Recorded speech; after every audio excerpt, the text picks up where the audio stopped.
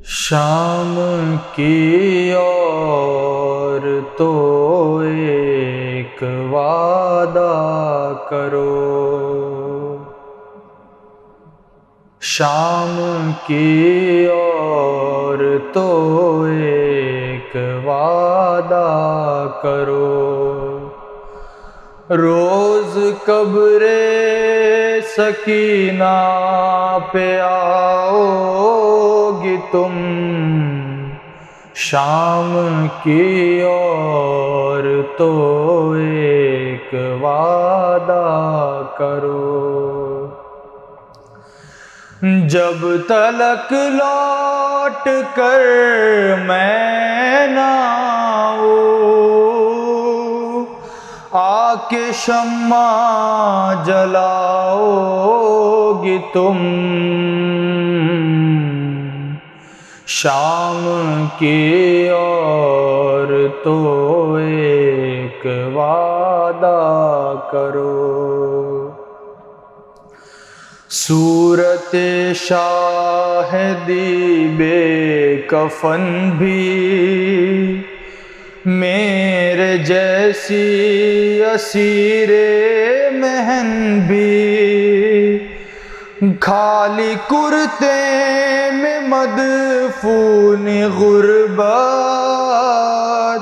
مثل اصغر رہی بے کفن بھی، کیا کفن کی طرح روز چادر اس لحد پر چڑھاؤ گی تم، شام کی اور تو ایک وعدہ کرو، ایک یثرب کی تھی شاہزادی، اس کا سکا تھا عباس غازی، مشق لے کر گیا سوئے دریا، اور قبضے میں کر لی ترائی، لوریوں میں یہ سچی کہانی، روز اس کو سناؤں گی تم،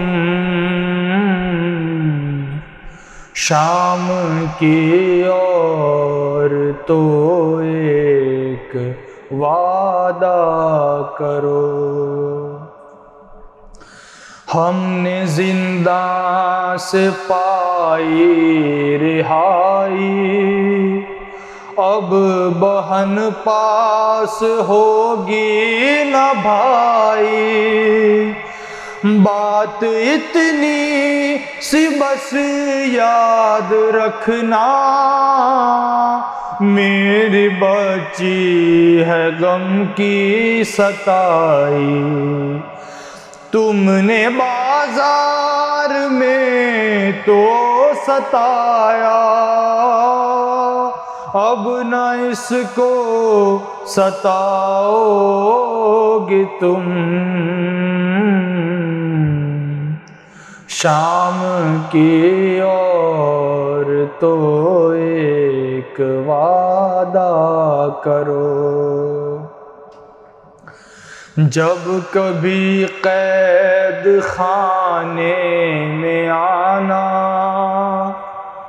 جب کبھی قید خانے میں آنا، بے رضا بیویوں کو نہ لانا، تم کو اصغر بھی دے گا دعائیں، اس کی تنہائی آیو مٹانا، چھوٹے چھوٹے سے بچوں کو لا کر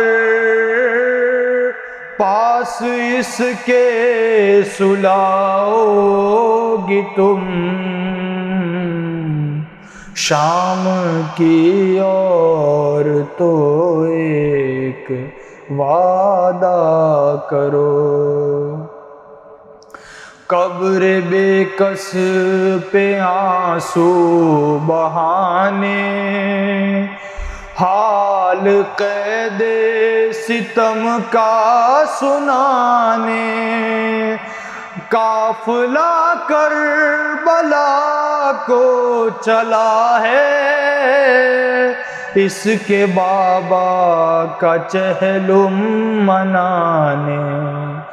اتنا کہہ دو ہماری طرف سے، اس کا چہلم مناؤ گی تم۔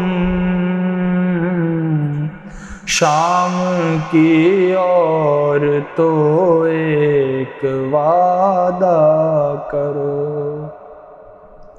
شامیوں کی بہو بیٹیوں سے کہہ رہی تھی وہ اکبر یہ رو کے، یہ امانت ہے پردیسیوں کی، کر رہی ہو تمہارے حوالے۔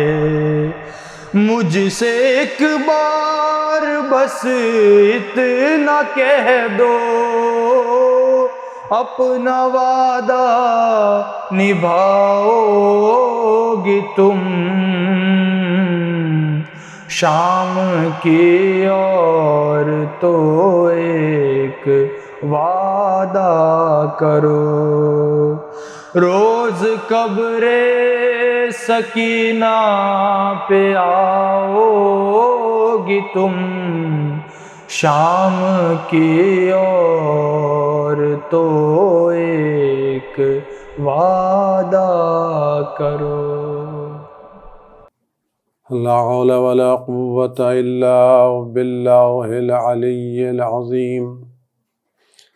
أعوذ بالله السميع العليم من الشيطان اللعين الرجيم، بسم الله الرحمن الرحيم۔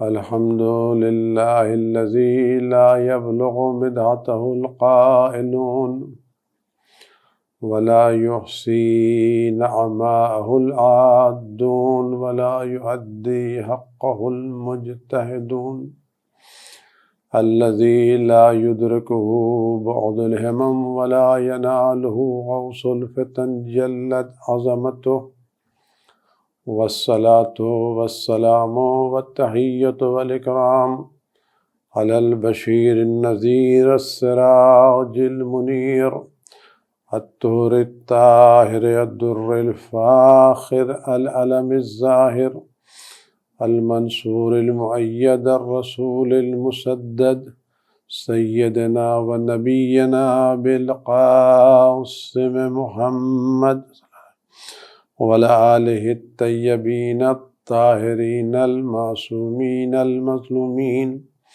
الذين أذهب الله عنهم الرجس وطهرهم تطهيرا، سيما على بقية الله في العالمين وخاتم أئمة المعصومين، الكهف الحسين وغياث المستر المستكين، ملجأ الهاربين وعصمة المعتصمين، أرواحنا وأرواح العالمين لتراء بمقدمه فداه، عجل الله تعالى فرجه الشريف، واللعنة الدائمة الباقية لأعدائهم وقتلتهم وغاصب حقوقهم أجمعين، أما بعد، فقد قال الله الحكيم في كتابه الكريم، بسم الله الرحمن الرحيم، إن الله لا يغير ما بقوم حتى يغيروا ما بأنفسهم۔ عزیزان گرامی، ایام ادا ہیں، سوگواری سید الشہداء حضرت ابا عبداللہ علیہ السلام کے دن ہیں۔ یہ دن گزر رہے ہیں اور رفتہ رفتہ ایک دن آئے گا کہ ہم ایام اعضاء کے آخری دن تک پہنچ جائیں گے۔ محرم آئے گا، چلا جائے گا۔ ہم نے اس محرم سے کیا سبق سیکھا اور ہم نے محرم سے کیا حاصل کیا، یہ سوال ہے۔ یقیناً امام حسین علیہ السلام پر گریہ کرنا بہت عظیم کام ہے، اور اس گریہ کی اہمیت ہے۔ گریہ خود ایک اہمیت رکھتا ہے۔ کچھ بھی آدمی نہ کرے، کچھ بھی نہ سیکھے، لیکن یہ مجلس میں شرکت کرنا، امام حسین کے مصائب سننا اور دل پر چوٹ لگ کے آنسو کا بہنا،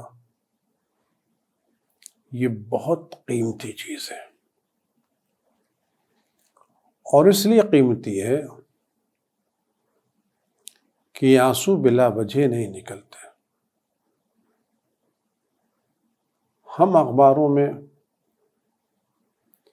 ٹی وی پر، سوشل میڈیا پر روزانہ حادثات کی خبریں دیکھتے رہتے ہیں، سنتے رہتے ہیں، دل خراش واقعات آنکھوں کے سامنے آتے ہیں، لیکن دل اتنا متاثر نہیں ہوتا۔ افسوس تو ہوتا ہے، لیکن ان دل خراش واقعات کو دیکھ کر کے آنکھوں سے آنسو نہیں نکلتے۔ اور خاص کر کوئی ایسا واقعہ ہو جس کو ہم نے دن میں کئی مرتبہ دیکھا ہو، تو پہلی مرتبہ جو تاثر ہوتا ہے وہ دوسری مرتبہ نہیں ہوتا، جو دوسری مرتبہ ہوتا ہے وہ تیسری مرتبہ نہیں ہوتا۔ کیوں؟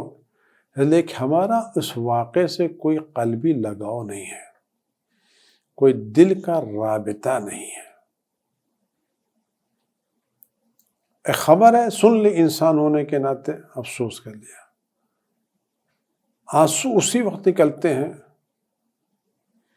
جب قلبی لگاؤ ہوتا ہے، دل سے ایک رشتہ ہوتا ہے۔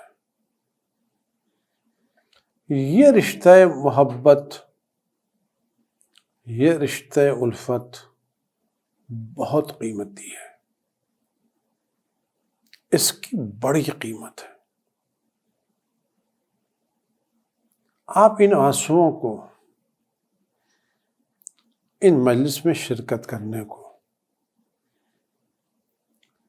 اس بنا پر تنقید کا موضوع نہ بنائیں کہ آپ نماز نہیں پڑھتے، روزہ نہیں رکھتے، فلاں گناہ سے اجتناب نہیں کرتے۔ آپ کو حسین کی مجلس میں آنے کا حق نہیں۔ اس طرح کی تنقیدیں مت کیجیے۔ امام حسین کے غم کو کم مت کیجیے۔ یہ تمام گناہوں کے باوجود، تمام خطاؤں کے باوجود، جو آج اپنے کو مسلمان کہہ رہے ہیں، لا الہ الا اللہ پڑھ رہے ہیں، خدا کے علاوہ دوسرے کو زبان سے نہیں مانتے، رسول کو رسول مان رہے ہیں، امام کو امام مان رہے ہیں، کتنے ہی سطحی طور پر صحیح، کتنے ہی سطحی طور پر صحیح، کتنے ہی سادہ طور پر، یہ سب صدقہ ہے ذکر امام حسین کا۔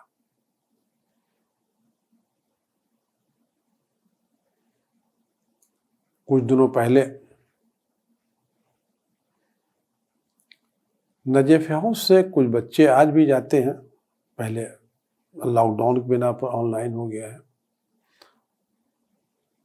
تو محرم میں، مبارک رمضان میں ان علاقوں میں جاتے ہیں جہاں کوئی نہیں جاتا، پچھڑے ہوئے علاقے، غریب علاقے، جہاں لوگوں کی رسائی نہیں ہے، تو اسی طرح کے ایک گاؤں میں ایک مبلغ کیا نجفی ہاؤس کی طرف سے، اور وہاں جا کے لوگوں کو دیکھا، بہت غربت کی حالت میں تھا، رمضان کا زمانہ تھا، کچھ بھی نہیں تھا ان کے پاس۔ وہ لوگوں نے ایک چادر تان دی تھی، اس سے نماز ہوتی تھی، مجلس ہوتی تھی، اور سب اس گاؤں کے لوگ نام کے اعتبار سے، کلچر کے اعتبار سے ایک دوسرے کے قریب تھے، بلکہ ایک دوسرے کے رشتے دار تھے۔ آپ نام سے بھی فرق نہیں محسوس کر سکتے تھے، کلچر بھی فرق نہیں پڑتا، اٹھنا بیٹھنا سونا جاگنا رشتہ داریاں سب تھی، آپ تمیز نہیں کر سکتے تھے۔ لیکن کچھ ایسے تھے جو اسلام کو چھوڑ کے دوسرے مذہب کی طرف جا چکے تھے، اور کچھ تھے تمام کلچر کے مشترک ہونے کے باوجود بت پرست نہیں ہوئے تھے اور اپنے مذہب پر باقی تھے۔ کیوں؟ صرف اس بنا پر کہ یہ جو لوگ اپنے مذہب پر باقی تھے اور تمام چیزوں کے باوجود انہوں نے غیر کو خدا نہیں مانا تھا اور اسلام پر باقی تھے، وہ صرف اس بنا پر کہ یہ محرم مناتے تھے۔ بقیہ لوگوں نے محرم منانا چھوڑ دیا تھا تو دھیرے دھیرے اسلام سے دور ہو گئے تھے۔ اب یہ لوگ جو اسلام پر باقی تھے، ان کو کلمہ پڑھانے کی ضرورت نہیں تھی، ان کو مسلمان بنانے کی ضرورت نہیں تھی، ان کو صرف تعلیمات دینے کی ضرورت تھی، ان کو صرف آگاہ کرنے کی ضرورت تھی، ان کو صرف متوجہ کرنے۔ تو کس نے ان تمام چیزوں کے باوجود ان کو باقی رکھا؟ امام حسین کے غم نے، امام حسین کی عزاداری نے، تعزیہ داری نے، ماتم داری نے، سینہ زنی نے۔ لہذا ان چیزوں کو کبھی بھی کم مت سمجھیے۔ ہاں یقیناً اگر اس کے ساتھ تقویٰ ہو، پرہیزگاری ہو، دین کی پابندی، تو کیا کہنا، سونے پر سہاگا ہے۔ کوئی اس کی عظمت سے، اہمیت سے انکار نہیں کرتا، لیکن اس کی عظمت کو کم مت کیجیے۔ ذکر حسین کی بنا پر، ماتم حسین کی بنا پر آج بہت کچھ باقی ہے، اور یہ اس وقت تک نہیں ہو سکتا جب تک امام حسین سے قلبی لگاؤ نہ ہو۔ یہ ذرا سا قلبی لگاؤ بہت اہمیت رکھتا ہے۔ آپ ایک گھر میں بجلی کی بہترین فٹنگ کرا دیجئے، عمدہ قسم کے تار لگا دیجئے، بہترین قسم کے بٹن لگا دیجئے، عمدہ قسم کے فانوس، بلب، ٹیوب لائٹس سب لگا دیجئے، اور ایک سے ایک اسٹینڈرڈ کے لگائیے، سب پورا گھر ایک کلاس کی وائرنگ، عمدہ فٹنگ، بہترین بٹن، سوئی، ٹیوب لائٹ، پنکھے سب ٹاپ کلاس کے۔ لیکن اگر ان کا پاور ہاؤس سے رابطہ نہ ہو تو کیا کسی ایک میں بھی روشنی آ سکتی ہے؟ لیکن ایک غریب کی جھوپڑی، ایک غریب کا گھر جس کے پاس چھت نہیں ہے، چھپر ہے، کوئی عمدہ قسم کی وائرنگ نہیں ہے، ایک ٹوٹا پھوٹا تار ہے، اور اس ٹوٹے پھوٹے تار میں ایک چھوٹا سا بلب لٹک رہا ہے۔ گھر میں اداسی ہے، غربت ہے، چھپر ہے، کوئی چیزیں نہیں ہے، ایک معمولی سا تار ہے، اور اس تار میں ایک چھوٹا سا بلب لٹک رہا ہے، لیکن یہ تار پاور ہاؤس سے متصل ہے، تو یہ بلب جلے گا نہیں جلے گا؟ کتنی ہی کم روشنی ہوگی لیکن یہ بلب کا جلنا علامت ہے کہ اس کا رابطہ مرکز سے پاور ہاؤس سے برقرار ہے۔ اگر اس کا رابطہ پاور ہاؤس سے برقرار نہ ہوتا تو اس میں روشنی نہ آتی۔ مدھم سے صحیح، معمولی سے صحیح، لیکن ہے تو روشنی۔ اس روشنی سے بہت اجالا نہ پھیلے، بہت روشنی نہ ہو، لیکن یہ ٹمٹماتا ہوا چراغ اس بات کی علامت ہے کہ میرا رابطہ مرکز سے پاور ہاؤس سے ٹوٹا نہیں ہے، اور وہ عمدہ قسم کے وائرنگ کا خاموش نسبہ دینے اس کا رابطہ پاور ہاؤس سے مرکز سے نہیں ہے۔ یہ غریب کی آنکھوں میں آنسو کا آ جانا، دل پر چوٹ لگ جانا، سارے کاروبار کو چھوڑ کر کے حسین کے مجلس میں آ جانا، عزادار بن جانا، اس بات کی علامت ہے کہ عمل کے اعتبار سے یہ ٹوٹا ہے، پھوٹا ہے، آباد نہیں ہے، لیکن کم از کم حسین سے رابطہ تو رکھے ہوئے ہیں۔ حسین سے رابطہ تو یہ حسین سے رابطہ کیا کم اہمیت رکھتا ہے؟ یہ رابطہ کل اس کو کفر سے محفوظ رکھے گا، شرک سے محفوظ رکھے گا، نفاق سے محفوظ رکھے گا۔ اس عزاداری کو، ان چیزوں کو کم نہ سمجھیے، اور عزاداری میں کوتاہی مت کیجیے۔ یہ مت خیال کیجیے کہ ہم اسی وقت مجلس کریں گے، یہ ہمیں پورے گھر میں مجلس کرنے کی اجازت ملے۔ نہیں، کوئی نہیں ہے، اکیلے بیٹھ جائیے، امام حسین کے مصائب کو یاد کیجیے، اس میں بھی ثواب ہے۔ اپنے گھر والوں کو بٹھا لیجیے، بچوں کو بٹھا لیجیے، اگر آن لائن کسی کی مجلس ہے تو وہ سن لیجیے، لیکن مجلس سننے میں اس بات کا خیال ضرور رکھیے گا آپ انہی کی مجلس سے سنیں جو آپ کو اہل بیت سے قریب کرتے ہوں، جو آپ کو اختلافی مسائل میں نہ لے جاتے ہوں۔ آیت اللہ عظمیٰ غیث ثانی مدظل علیہ جو نصف بنے کہا کہ جا کے دیکھو اپنے قوم میں، اپنے ملک میں، اپنے ایریے میں، اپنے شہر میں، اپنے محلے میں ان مسائل کو مت چھیڑنا جس سے اختلافات ہوتے ہیں،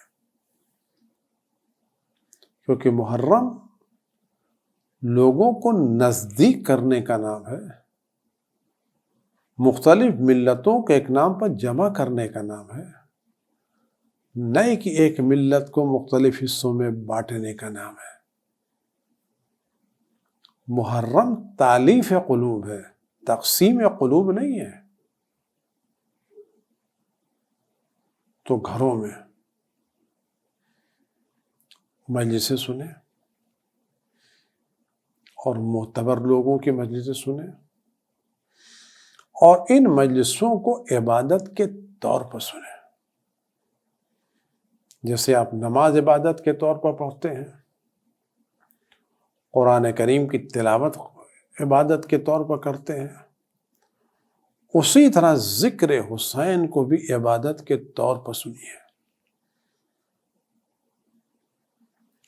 دل کی تسکین کی خاطر نہیں، جناب زہرا سلام علیہا کی تسکین کی خاطر، رسول خدا سے صلہ رحم کی خاطر، علی مرتضیٰ سلام اللہ علیہ سے نزدیک کی خاطر۔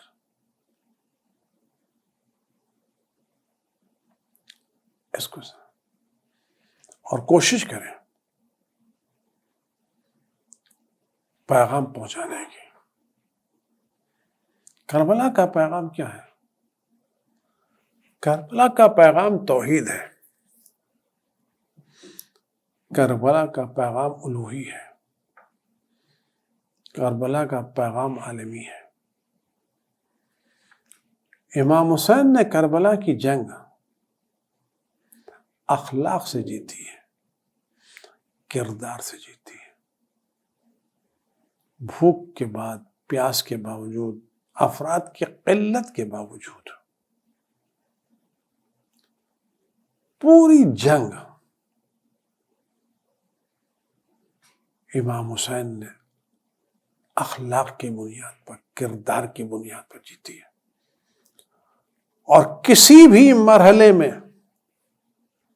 سخت ترین حالات میں، شدید ترین مشکلات میں، امام حسین ان کے اصحاب نے دین کا دامن نہیں چھوڑا، سمجھوتا نہیں کیا ہے۔ ہر جگہ امام حسین علیہ السلام کے اصحاب نے اس بات کا مظاہرہ کیا ہے وہ اس خدا کے بندے ہیں جو عالمین کا پروردگار ہے۔ جس طرح اس کی رحمتوں میں کوئی تفریق نہیں ہے، تو امام حسین کی ہدایتوں میں کوئی تفریق نہیں ہے۔ کربلا وسعت قلب کا نام ہے، دشمنوں کو دل میں بٹھانے کا نام ہے، اور بدلنا ہے تو زور سے نہیں، زبردستی سے نہیں، دل میں اترنا ہے۔ اور اس بدلنے میں جو خصوصیت ہے وہ خصوصیت یہ ہے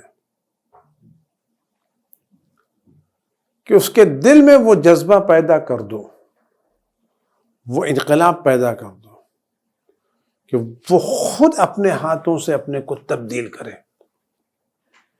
جبر نہیں ہے، زبردستی نہیں ہے، خالی سوتی ہوئی صلاحیتوں کو بیدار کرنا ہے، وجود کی گہرائیوں میں پوشیدہ چشموں کو بیدار کرنا ہے۔ امام حسین کربلا کیا ہے؟ آج واقعی امام حسین کا کتنا صدقہ ہے؟ آپ امام حسین کا کرم تو دیکھیں، امام حسین کی عنایتوں تو دیکھیں۔ امام حسین اپنے اصحاب کے ساتھ 3 دن کے بھوکے پیاسے شہید کر دیے گئے، اور نہ معلوم ان کے اہل بیت کب تک پیاسے رہے، لیکن اس پیاسے نے دنیا بھر کے پیاسوں کے لیے پانی کی سبیل کا انتظام کر دیا، نہیں کر دیا۔ آج سبیل نام ہے اس جگہ کا جہاں حسین کے نام پر پانی پلایا جاتا ہے۔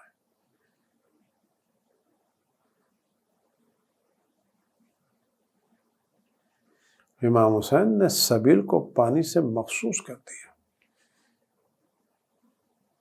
محرم ہو یا محرم نہ ہو، آپ کو جگہ جگہ کے اوپر اگر کہیں پر پانی رکھا ہوگا پیاسوں کے لیے تو اس پر آپ پر سبیل کا نام لکھا ہوگا۔ ایک پیاسے نے دنیا کی سیرابی کا انتظام کر دیا، خود پیاسا رہا لیکن دنیا بھر کے پیاسوں کی پیاس مٹانے کا انتظام کر دیا۔ حسین خود بھوکے رہے لیکن ان کے تبرک نے دنیا بھر کے بھوکوں کے لیے کھانے کا انتظام کر دیا۔ یہاں پہ یہ بات میں عرض کرتا چلوں کہ بات سے بات نکلی ہے، جب محرم آتا ہے اور گھروں میں مجلسیں ہوتی ہیں، تبرکات تقسیم ہوتے ہیں، ان تبرکات میں کھانے بٹتے ہیں، تو میں اپنے ایران میں ایک بزرگ کیا بیٹھا ہوا تھا، تو کہنے لگے کہ ہم 2 مہینہ 8 دن حسین کا کھانا کھاتے ہیں، ہم گھر میں کھانا نہیں پکاتے، حسین کا کھانا آتا ہے اور اسی سے ہمارا کھانا چلتا ہے، لہٰذا یہ 2 مہینہ 8 دن ہمارا خون، ہمارا گوشت، ہمارا بدن حسین کے کھانے سے تعمیر ہوتا ہے۔ اب اس میں کچھ کبھی کبھی اس طرح کی باتیں آنے لگتی ہیں کہ غریبوں کو کھلائیے، فقیروں کو کھلائیے، محتاجوں کو کھلائیے، یہ سب آنے والے لوگ تو خود ہی اپنے گھروں میں کھانا کھا رہے ہیں، فلاں کھا رہے ہیں، فلاں کھا رہے ہیں، کیوں اتنا بانٹ رہے ہیں؟ کم کر دیجیے۔ میں لوگوں سے دستے ادب جوڑ کے عرض کروں گا، آپ کو جو کچھ کمی کرنا ہے وہ اپنے ذاتی مسائل میں کمی کیجیے، حسین کے مسائل میں نہیں۔ کبھی آپ نے کسی شاہی شادی پر اعتراض کیا ہے کہ جس کے اندر پیسہ لٹایا جاتا ہے اور نہ معلوم کتنے اسٹارٹر ہوتے ہیں، کتنا مینو ہوتا ہے، کتنا کھانا ہوتا ہے، تو کبھی اس پر تو کسی نے اعتراض نہیں کیا کہ آپ اپنی لڑکی کی شادی خالی 2 بول نکاح پر کرائیے اور نکاح کے بعد چھوارا تقسیم کر دیجیے اور بقیہ جو ڈیکوریشن کے پیسے وہ پیسے لا کر کے کسی غریب کی تعلیم پر لگا دیجیے، کسی بیوہ کی سرپرستی کر دیجیے، کسی مریض کا علاج کر دیجیے۔ ہم نے تو نہیں سنا کہ اس پر اتنا زور شور سے کام کیا گیا ہو اور اس میں ہم نے شرکت نہ کی ہو۔ اگر امام یہ بات خیال رکھیں اور امام حسین کی راہ میں جو کچھ دینا ہے وہ آپ کے پاس جو بہترین ہو وہ دیجیے، کیونکہ حسین نے خدا کی راہ میں بہترین چیز دی ہے، کم ترین چیز نہیں دی ہے۔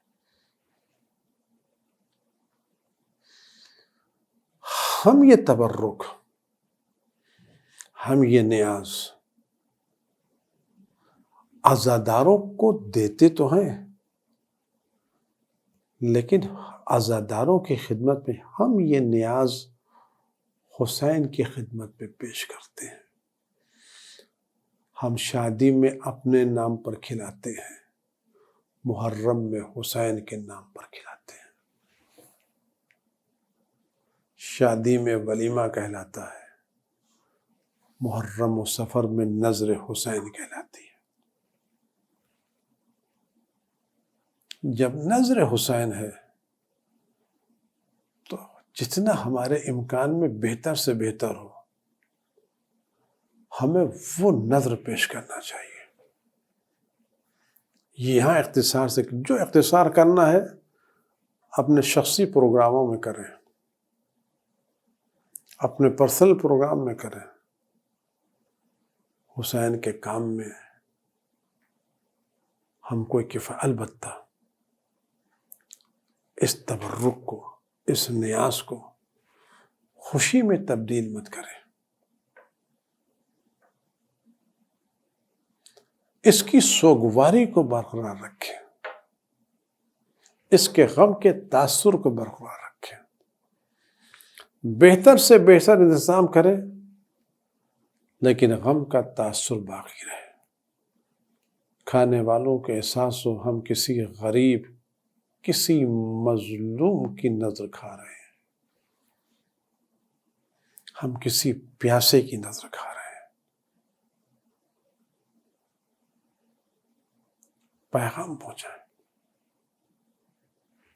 اور اگر ہم نذر کر کے 50 آدمیوں کو جمع کر سکتے ہیں تو کیا بہتر نہیں کہ ہم نذر کر کے بغیر نذر کے 20 آدمی آ رہے ہیں اور نذر کے 50 آدمی، ہم یہ نہ کہیں کہ کھانے کے لیے آ رہے ہیں۔ حضرت رسول خدا صلی اللہ علیہ وآلہ وسلم جب تبلیغ اپنی شروع کی تو سب سے پہلے جن لوگوں کو کھانا کھلایا، کیا وہ مکے کے فقیر تھے، غریب تھے، بھکاری تھے، بھوکے تھے، پیاسے تھے، یا مکے کے رئیس تھے، سردار تھے؟ اور کیا کھلایا؟ وہ کھلایا جس وقت مکے کا بہترین کھانا ہوتا تھا۔ تو یہ سنت رسول خدا نے قائم کی ہے کہ جب تمہیں علی کے فضائل بیان کرنا ہے، اہل بیت کے فضائل بیان کرنا ہے، تو تمہیں بہترین دعوت کا انتظام کرنا چاہیے، اس میں کوتاہی نہیں ہونا چاہیے، البتہ ریاکاری نہیں ہونا چاہیے، مقابلہ نہیں ہونا چاہیے، ہسکا نہیں ہونا چاہیے، دکھاوا نہیں ہونا چاہیے، بلکہ بہترین انتظام کرنے کے بعد بھی اتنا احساس ہونا چاہیے حسین ہم وہ نہ کر سکے جو آپ کی خدمت کے مطابق ہوتا، آپ کی شان کے مطابق ہوتا۔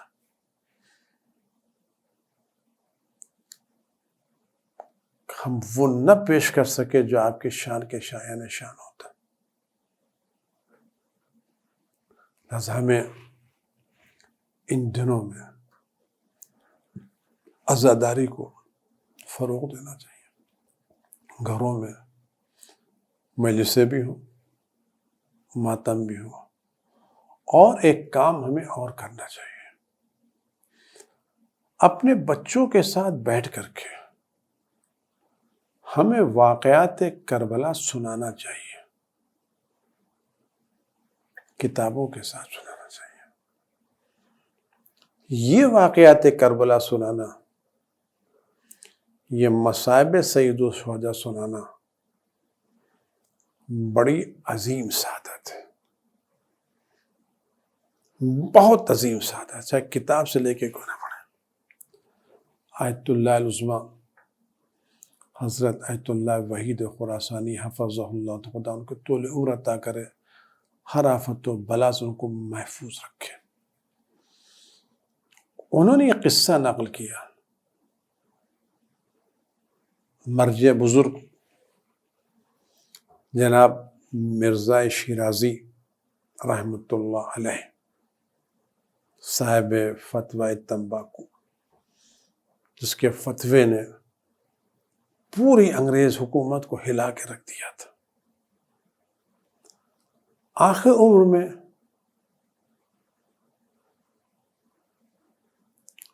ان کی آنکھیں کمزور ہو گئی تھیں، لیکن مطالعے کا شوق تھا۔ آنکھوں کی کمزوری کے باوجود پڑھ تو نہیں پاتے تھے، تو انہوں نے یہ انتظام کیا تھا، کچھ علماء تھے جو روزانہ ان کے آتے تھے اور کتابیں پڑھتے تھے، وہ سنتے تھے۔ ایک دن کا اصول یہ تھا، ایک دن ایک ساتھ بھی پہنچے، کیا پہنچے، تو جناب مرزا شیرازی رحمۃ اللہ علیہ مرجع وقت بزرگ تھے، واقعی بزرگ تھے، بڑے درجے پر فائز تھے، بڑے درجے پر فائز تھے، علماء کے نزدیک بڑا احترام ہے۔ حیران، پریشان،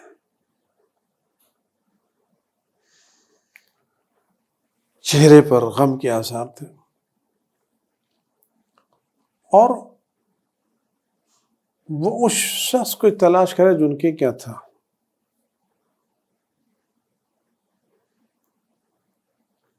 کہہ لگے میں نے عالم خواب میں دیکھا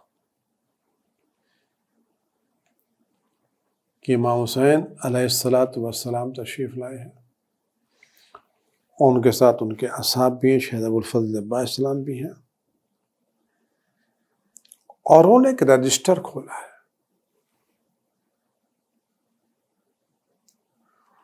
اس رجسٹر میں ان لوگوں کے نام ہے جو امام حسین کے مصائب پڑھا کرتے، ذکر سید الشہداء کرا کرتے۔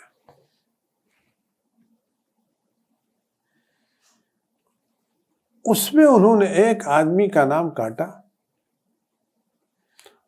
اور اس کی جگہ پر جناب مرزا شیرازی کے ہاں جو آپ تشریف لاتے تھے، شاید ان کا نام جعفر تھا، مجھے صحیح طور سے ذہن سے نکل گیا ہے، ان کا نام انہوں نے امام حسین کے ذاکرین کی فہرست میں لکھا۔ بزرگ کی نیند اڑ گئی، یہ کیا ہوا، کیوں نام کاٹا گیا اور کیوں ان کا نام لکھا گیا، انہوں نے کیا تو کیا کیا، انہوں نے انجام دیا تو کیا انجام دیا، کیا جن کا نام ذاکرین سید الشہداء میں لکھا گیا۔ حیران و پریشان، وہ ان سے پوچھا تم نے کیا کیا، کہنے لگا میں حرم امیر السلام میں زیارت کرنے گیا تھا، تو میں نے خیال آیا مجھے وہاں نکلتے نکلتے، میں نے اب تک مجلسیں سنی ہیں، گریہ کیا ہے، لیکن آج تک میں نے امام حسین کے مصائب نہیں پڑھے،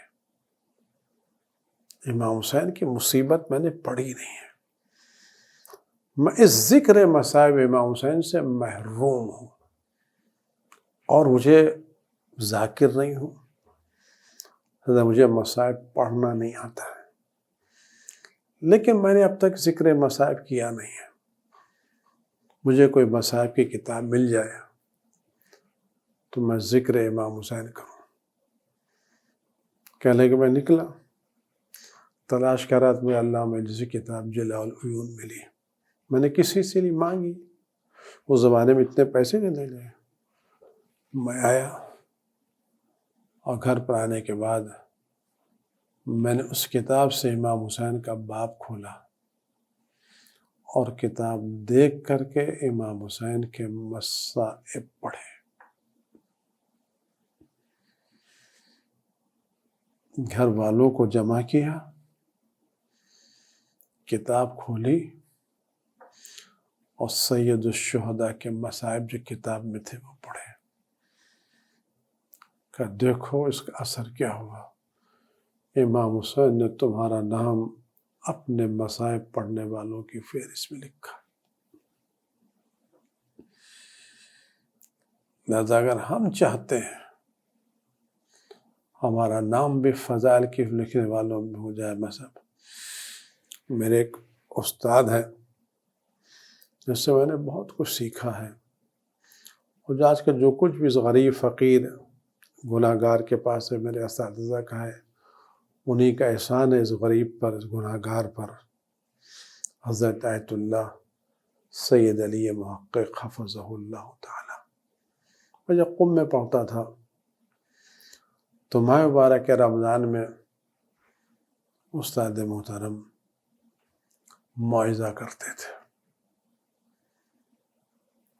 عام دنوں میں آخر مجلس کے بعد چون پر گریہ طاری ہو جاتا تھا، لہذا وہ مصائب نہیں پڑھتے تھے، ایک دوسرا آدمی کھڑا ہوتا تو مصائب پڑھتا تھا، لیکن جب شہادت امیر السلام کے دن آئے تو ان کا گھر سے مجھ پر گریہ طاری ہو جاتا ہے، اور میں مصائب نہیں پڑھ پاتا، لیکن میں آج مصائب پڑھوں گا تاکہ جس رجسٹر میں امام حسین کے ذاکرین کا نام لکھا ہے اس کے کسی گوشے میں میرا نام بھی لکھ دیا جائے۔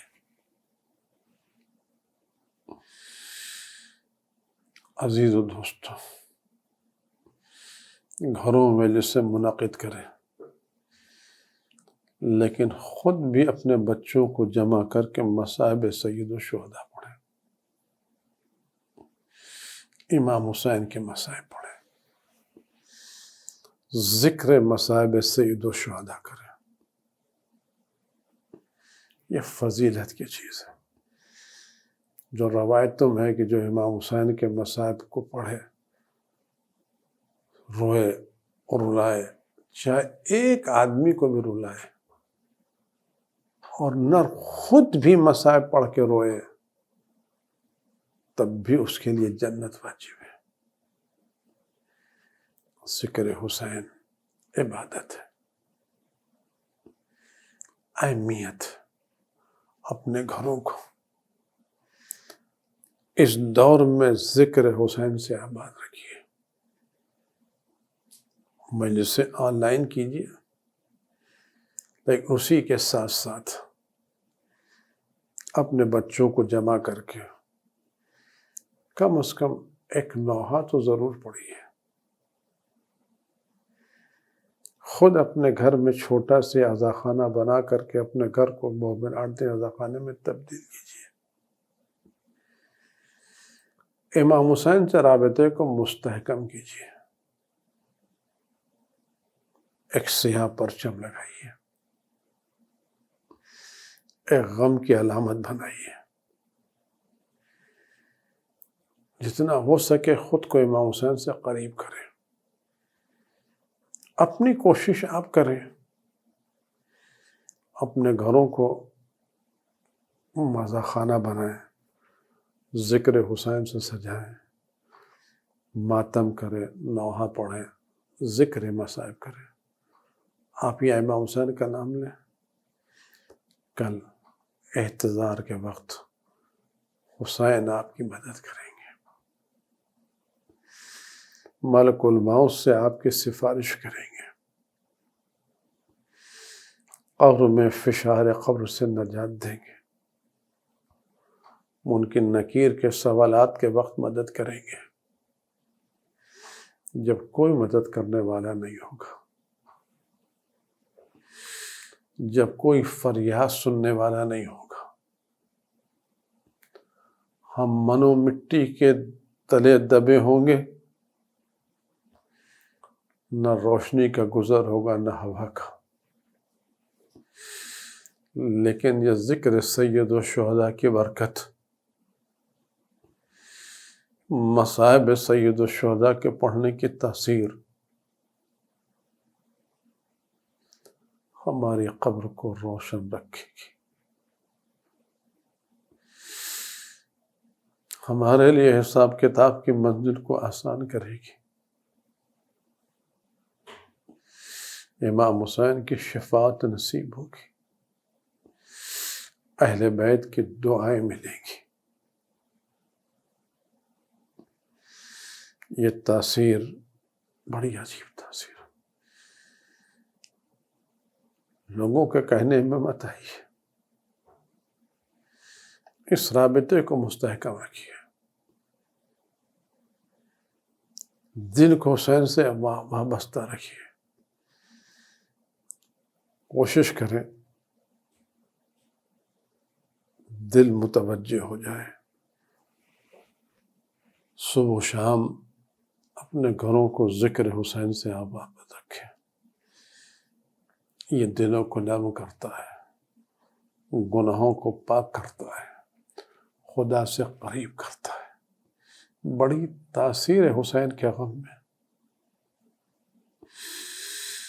سید الشہداء کے غم میں بڑی تاثیر ہے. عزیزان گرامی، مصائب امام حسین ہم کیا پڑھیں گے؟ ہم تو سنے سنائے مصائب پڑھ رہے ہیں. مصائب پڑھیں تو حسین کی بہن زینب کبریٰ نے پڑھے.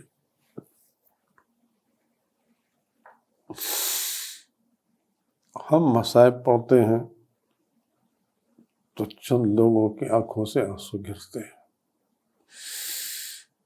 جناب زینب نے جب مصائب پڑھے امام حسین کی تو سنگ دل انسان تو رو ہی رہے تھے، جانوروں کے بھی آنکھوں سے آنسو جاری تھے. نہ معلوم زینب نے کیسے مصائب پڑھے ہوں گے. ہم نے تو صرف امام حسین کی شہادت کو سنا ہے. زینب نے اپنے بھائی کو شہید ہوتے دیکھا.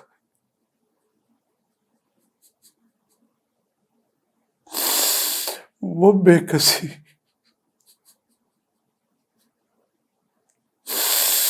وہ بے بسی جس وہ زینب پر گزری ہے کوئی نہیں تھا. اپنے چہیتے بھائی کو، اپنے عزیز ترین بھائی کو جس بے دردی سے زینب نے شہید ہوتے دیکھا،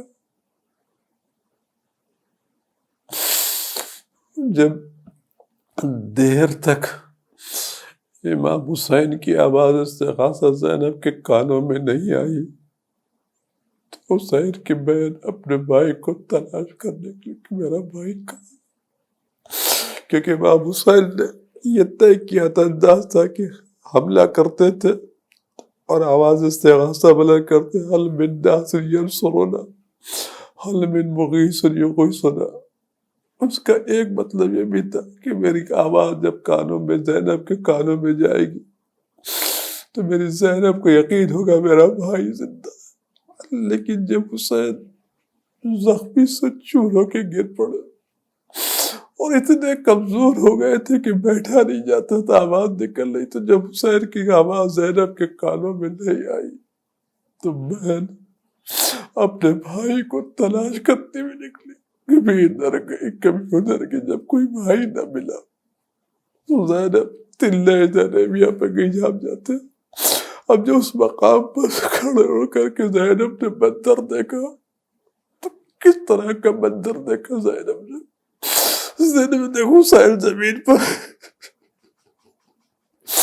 شبر اپنا نجزانی حسین کے سینے پر رکھے ہوئے، ایک ہاتھ سے حسین کی داڑھی پکڑے ہوئے اور ایک ہاتھ سے حسین کے گلے پر خنجر چلا رہا۔ زینب بے کسی سے فریاد کری کوئی میرے بھائی کو بچانے والا نہیں، کبھی آواز دیتے پیچھے ساتھ تو دیکھ رہا ہے میرا بھائی باہر جا رہا ہے، کوئی بچانے والا نہیں۔ زینب نے جو منظر دیکھا اور جب زینب کے کانوں میں آواز لا قتل الحسین میں کربلا، تو جب بھی زینب یہ منظر دیکھتی تھا آنکھوں سے آنسو جاری، میرا بھائی پیاسا مارا گیا، بھوکا مارا گیا۔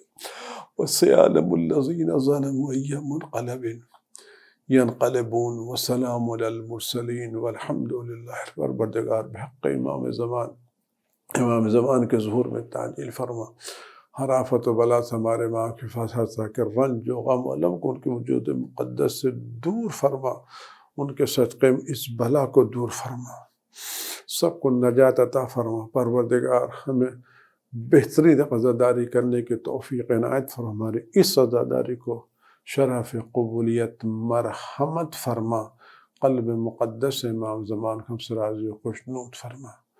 وعجل اللہم فی فرج مولانا صاحب زمان صلی اللہ علیہ وسلم۔